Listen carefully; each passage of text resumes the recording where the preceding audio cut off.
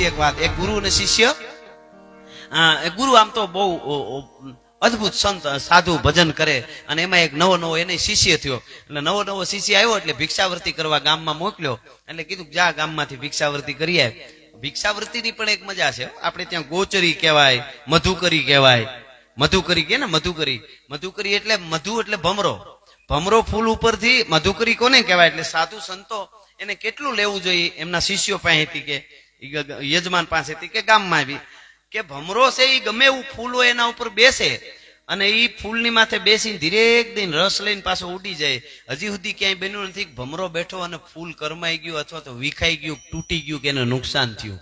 ફૂલને કાંઈ નુકસાન ન થાય ને રસ લઈને નીકળી જાય. આ મધુકારી છે, આ સંતો કરે છે. ભલા માણસ ઓનાનું હૂડ કાઢી નાખે એટલું નહીં લેવાનું. પછી ગોચરી કે આપણે ગાય ચરતી હોય ને ગાય, એટલે એ આમ કરડક કરડક કરડક ઘાસ ને માથે કાપ્યા જાય. એટલે ગાયના મૂળિયા એના મજબૂત થાય, કારણ કે થડ જાડું થાય, કપાઈ જાય એટલે મજબૂત થાય. ભેંસ છે એ પાડો ને ભેંસ મૂળમાંથી ઉપાડે હાંઠિયો, એટલે હૂડ કાઢે ને ઓલી ગોચરી એ ઉપર ઉપરથી કાપી જાય.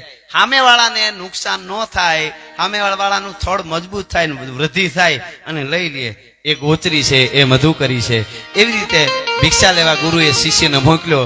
ગામમાં ગયો, ઓહરીની પાળે ભિક્ષા દેહી કરીને ઉભો રહ્યો. કોઈ બેને કીધું સરસ આવો સંત સાધુ સંત નમન કર્યા, કીધું હું લઈ આવું. લોટ લેવા જે કાંઈ રહોડામાં બાઈ ગઈ, બેન ગયા. એમાં ઓહરીમાં પિંજરામાં એક પોપટ હતો. પિંજરું એની અંદર પોપટ ટે ટે ટે ટે મીંડો બોલવા. પોપટ મીંડો બોલવા, રાયડું મીંડો નાખવા. અને સંતને કીધું સંત તમને પગે લાગુ, મને આમાંથી છોડાવો, મને મુક્ત આ ગગનમાં વિસરવું ગમે છે, મને આમાં મજા નથી આવતી. આ પિંજરામાં હું કેદ છું, મેં કાંઈ એવો પાપ કે ગુનો કર્યો નથી.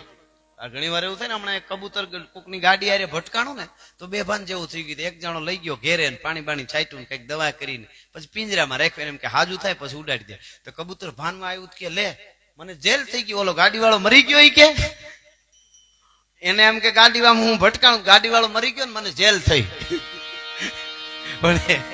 એમ અહીંયા પોપટ રાયડું મીંડો નાખવા, મને આમાંથી મુક્તિ અપાવો, મને મુક્તિ અપાવો, તમે સંત છો, તમારું કામ મુક્તિ આપવાનું છે. એટલે શિષ્ય ભોળો, હમણાં સાધુ થયેલો ભોળો, એમને બીજી કઈ ખબર પડે ને.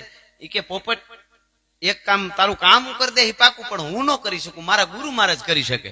હું મારા ગુરુને કાલે પૂછતો આવું. તારે મને એટલો ભરોસો છે, મને એટલું વિશ્વાસ છે કે તારે આ પિંજરામાંથી મુક્ત થવાની યુક્તિ મારા ગુરુની પાસે હશે, એમાં કોઈ ફેરફાર નહીં. મને પાકો ભરોસો છે મારા ગુરુ પાસે. તને પિંજરામાંથી કાઢે એનો મને વિશ્વાસ, પણ મને ખબર નથી પડતી. મારા ગુરુને પૂછીને આવી કાલ. ટૂંકમાં ભિક્ષા મળી ગઈ, વયો ગયો. ત્યાં જઈને ગુરુને કીધું ગુરુ મહારાજ આજે હું ભિક્ષાવૃત્તિ કરવા જાઉં ને એક પિંજરામાં પોપટ બિચારો બહુ દુખી છે અને એને પિંજરામાંથી નીકળવું છે. તો પોપટને પિંજરામાંથી નીકળવા માટે શું કરવું પડે, જરાક તમે રસ્તો બતાવો મને, હું પોપટને કહી દઈશ. આટલી વાત કરી ગુરુ મહારાજ બેભાન થઈ ગયા, સીધા જ બેભાન પડી ઢળી પડ્યા. પછી બેઠા કરે ને ટેકે મૂક્યા ને વાહર નાખે ને પાણી છાંટ્યું.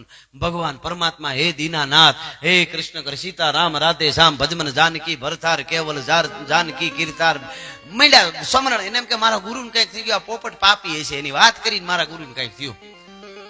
પોણી કલાકે ગુરુ મહારાજ ભાનમાં આવ્યા પાછા. પછી કઈ નહીં, ગુરુ એની રીતે મંડ્યા ભજન કરવા. પૂછ્યું નહીં એમ કે પોપટની વાત કરું વળી ગુરુને કઈક થઈ જાય તો કઈ વાત જ નહીં. બીજેથી ભિક્ષાવૃત્તિ ત્યાં લેવા માટે ગયા, ત્યાં જઈને ઉભા રહ્યા. શિષ્ય ઉભો રહ્યો એટલે પોપટ રાયડે બેન લેવા ગઈ. ત્યાં મને જલ્દી કે તારા ગુરુ મહારાજે કીધું મને બહાર નીકળવાનું કઈ આઈડિયો આપ્યો એમ, એટલે કઈ દિશા આપી એમ. એટલે ઓલો કે તું બોલતો જ નહીં. શિષ્ય કે તું બોલતો નહીં, તું પાપી. પધારો પધારો.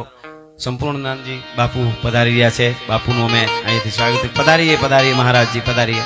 નમન આપકો, પ્રણામ. પધારીએ. એમની સાથે પધારેલા મહેમાનોનું પણ અહીંથી હું સ્વાગત કરું છું. વાહ વાહ. પંખીડાનો મેળો રે બેઠો એક ઝાડ, પંખીડાનો મેળો રે બેઠો એક ઝાડ રે. ઉડી જાય છે જુદે જુદે દે એક મીઠું જોલું એ લેજો રે.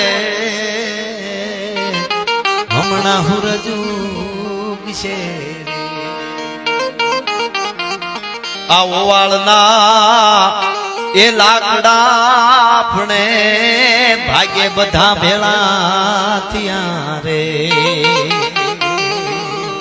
ગરીબ નો બધો છે મિલાપ લોઢમાં એ લેવાશો રે પાછા જ્યારે પૂર મારે પછી ભવો ભવ ભેળું નહીં થવા પંખીડાનો મેળો રે બેઠો એક રે અને હમ ગાડી લાગી હાલવા રે હમણાં સ્ટેશન આવશે ઓવાળના લાકડા આપણે ભાગ્ય બધા ભેળા થયા ઘડીક નો બધો છે મિલાપ લોટમાં લેવાય શું છે પાછા જ્યારે પૂરમાં પછી ભવો ભવ ભેળું નહીં થવાય પંખીડાનો મેળો બેઠો એક જાળવે એવી વાત પધારેલા પૂજ્ય બાપુ અને બધા જ સંતોનું અહીં નમન કરી સ્વાગત કરી અને મૂળ વાત ઉપર આવું પાછો પોપટે કીધું મને આમાંથી નીકળવાનો કઈ રસ્તો તમારા ગુરુ મહારાજે કઈ દીધો એટલે કીધું તું પાપી છો પોપટ તું બોલતો જ નહીં મેં તારી વાત ગુરુ મહારાજ ને કરી કે પોપટ ને પિંજરામાંથી નીકળવું હોય તો શું કરવું પડે એટલી વાત કરી તા મારા ગુરુ મહારાજ બેભાન થઈ ગયા માંડ ભાનમાં આવ્યા બેભાન થઈને ઢળી જ પીડાઈ કે જાણે કાંઈ નથી પાણી છાટું તો હલે નકર ચલે તું બોલતો જ નહીં તારે મુક્તિ કોઈ દી થાય જ નહીં પિંજરામાંથી બોલતો જ નહીં તું ખાલી એટલી વાત કરી મારા ગુરુ મહારાજ બેભાન થઈ ગયા મેં તારી વાત કરી ત્યાં એટલી વાત કરીને પોપટને તો પોપટ બેભાન થઈ ગયો ટપ દઈને પિંજરામાં ઢળી પડ્યો કે લે હું થયું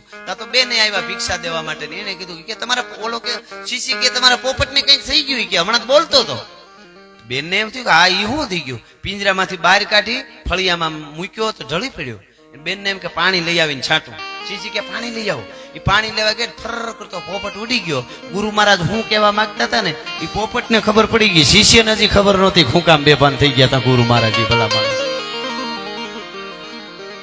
એને ખબર નહોતી હા એટલે ભગત બાપુ કે મોટાના તળિયા નો મળ્યા ભેળા વસનારા હવ ભરમાણા મોટાના તળિયા નો મળ્યા પંખિયા સૌ મળીને હાલ્યા મોરે હાલ્યું મચ્છરું મચ્છરે ગરુડને જઈને પૂછ્યું કે ધરતીના છેડા કેટલે પણ એ તો ગરુડે ઉડીને ભરમાણો પણ મોટાના તળિયા ન મળ્યા એવી વાત એટલે આ વાત સનાતન પરંપરાની વાત કરવા માટે મળ્યા છે જેટલો સમય મળે એટલો હમણાં સતત હું પ્રોગ્રામમાં કહેતો રહું છું કે ધર્મને જીવન શૈલીમાં નહીં લઈ તો આપણા ધર્મ ઉપર ખરેખર કાવતરા ચારે બાજુ થઈ રહ્યા છે હવે આપણે એટલા બધા ધંધામાન બીજામાન ત્રીજામાન અટવાઈ ગયા છે અને વિટાઈ ગયા છે રેવા દો ને જરૂર ન હોય તો રેવા દો ગરમી છે બહુ અને રેવા દો હા પછી એવું હોય તો દઈ દેવું બહુ જરૂર નહીં પડે તમારી સેવાને વંદન છે પણ અત્યારે નહીં આપણે એવું હોય તો થોડીક ઊંડું રાખી ત્યારે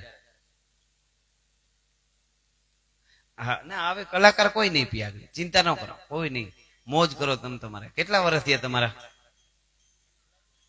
60 ઉપર થઈ ગયા હા તો સેવા કરો છો ને ડાયાબિટીસ કે કાંઈ નહીં હોય હા કરે સેવા પામે મેવા બાપા મોજીલા છે